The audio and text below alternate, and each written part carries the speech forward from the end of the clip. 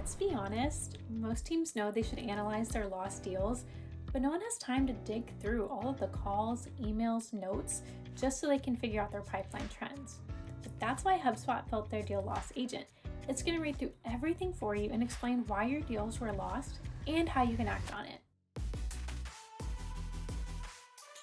The Deal Loss Agent is an AI-powered diagnostic tool. It's really going to look at your closed lost deals and identify the primary reasons you didn't win. So instead of having to rely on guesswork and saying things like budget or bad timing, it's actually going to look at the patterns across the communication, objections, whether or not they refer to a competitor, the deal stage movements, the engagement, honestly, anything you want it to. So let's dive in and show you how to set this up. All right, so we're going to pop into our Breeze Studio area inside of HubSpot. So first thing, you're going to go into Agents and download the agent if you don't already have it. But we've already got the Deal Loss Agent set up in our portal, so we just need to go in and actually configure the settings. So normally it's going to prompt you to go right into this step when you're downloading it or adding it to your portal to begin with. So the agents do come with their own set of instructions already predefined. So if you look over here on this left-hand side, it already has all the instructions written out for the agent as far as what this agent is designed to do. So it is identifying all deals that are marked closed lost in the provided time frame. And so that's actually the very first step here is you're actually going to determine what this time frame is. So if you're wanting to do an analysis of the entire year or look at this quarter by quarter, month to month, that's totally up to you. So you're just going to go ahead and give it a time frame. So I'm going to just say last 90 days for the purpose of our test run today. But of course, you can set this to whatever cadence you plan on actually coming in and analyzing these results. So then coming down here, you're going to see it's going to be looking at many different attributes across both the company, the deal, the contacts, their role within that company, all the different things that are happening with activities, stage movement, notes, fields that are being updated, all those types of things are going to be taken into consideration. Along with any extractions it can make from your calls, from your meetings, anything people are actually saying from the recorded transcripts. And then it's going to basically give an analysis for why these deals were lost outside of just that standard deal loss reason that we often put in. As you scroll down, you will see there's some other things that this agent can do. So you might want to have it do some research on company news, again, summarizing those call transcripts so we can make sure we're pulling those in. If you want to help with generating an email, creating and assigning out tasks after this is run, so maybe have next steps to follow up. There's multiple things that we can do here. I definitely would recommend using the company value proposition and ICP though to see if they actually match some of the things that you might already have as part of your HubSpot knowledge. Which prompts me to the next thing, what the agent knows. It's going to look at all of the settings that we already have configured in our portal about our brand, product and service, and ideal customer profiles. Again, really making sure that we are matching things up. And it might even provide some feedback on things that we might need to go and improve and change about our ICP.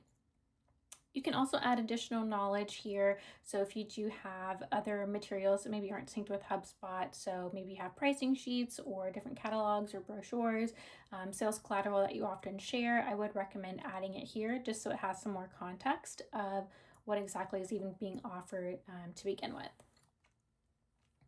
Then our next step here is to choose whether or not we want to automate this agent. For this one, it is just going to be on a frequency basis. So we can choose to just do it, once, annually, monthly, weekly, or daily. I am kind of on the monthly side of things. So that way, even if you only actually review it quarterly, you can look over that last quarter and see each month kind of broken out to see if there's different things that are actually happening within the quarter too. So you can set that cadence based on your preference as well. All right, and then the last thing here is our access, so we can manage who can actually come and run this. So if only you or other super admins need to have access to this, or if you want to give this access to everyone, maybe even select teams and users. Once you get this configured, you can decide how you want to share this information. But where the fun starts to happen is if you look over here on this right side, there are specific things that we might want to add either to our instructions, which we can add here for extra instructions, or we can add it here as we are testing the agent to really try to refine what prompts or additional information we want to try to get out of it. So some things to consider here is maybe you want to prioritize certain types of deal loss reasons. So if people are mentioning competitors, that might be something that you really want to distinguish as like a certain priority of things that maybe you want to follow up on or dive deeper into those deal losses to figure out if they are saying, why they chose the other competitor, if they're giving what that competitive advantage that the other person seemed to have sold them on. You can also have it distinguish things between budget and pricing, which can often be very different. It could just be they don't see the value and so therefore price is too much, or it could be like their budget is limited to a certain max point. And so those are very different ways that you can handle those objections or even follow up with them in the future. You can also put in indicators of maybe why your deals tend to slow if you have some information about that, or maybe you want to give more information on what actually makes a buyer a good fit, what industries you prefer that convert best. So you can really be more specific. Like I said, it is going to look at your ICP or your branding or any details you've saved in HubSpot already, but if you can be more repetitive and more descriptive in here, I do think your results are going to also come out to be better as well. You could also put in things about like what signals you consider to be high value as well. Especially if you only have very few actual like signal indicators of like scheduling a meeting and all you do after that is just follow up via email. Like if there's certain things people are saying in email that you consider a high signal, I would definitely give that recommendation as well. So in this case, we are going to put in just a typical prompt here of some things to look out for. I already have this prompt prepared, so I'm just going to copy and paste this in so that way that it has a little bit more information about what our sales cycle should look like, and if it sits in a stage for too long, it should be considered stalled. And then also wanting to again mention if a competitor is there, we really want to make sure we pay particular attention to that. So from here, we can go ahead and test our agent and see what the results we're going to get. All right, so let's take a look at the results now that our agent has fully run. So we can take a look and see that we have all the different field mappings and summarizations that are going on for it to do this analysis. Now, as you know, if you've watched my other videos for all of these demos, I use our test portal, which doesn't have actual customer data in it.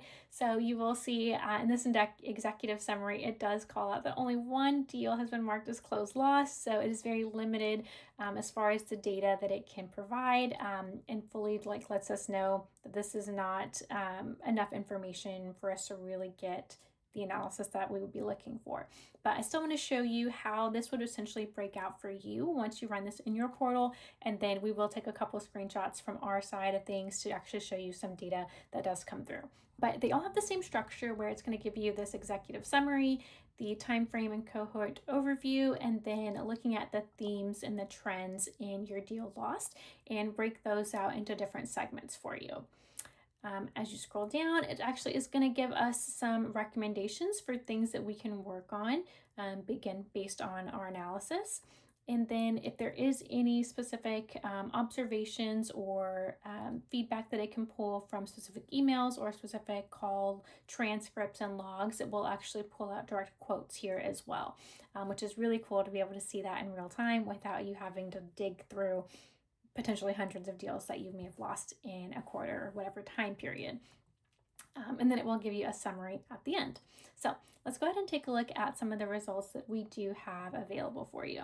So taking a look at ours here, so I ran the exact same prompt for us. So we looked at the last 90 days and I gave it the same prompt for it to do our analysis of looking at the competitors that were mentioned as a specific signal, as well as looking at like time and stages as well. So it looks like across our closed loss deals in the last 90 days, it does have overwhelming amount here of competitive pressure, which I think is interesting, or a product misfit. Sometimes we just don't have the right type of service that they're looking for.